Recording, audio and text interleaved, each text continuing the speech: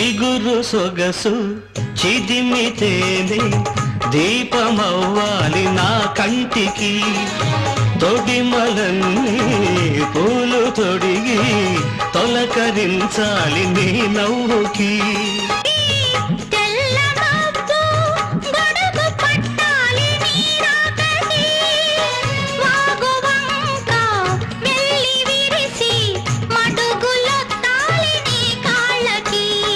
కన్నులలో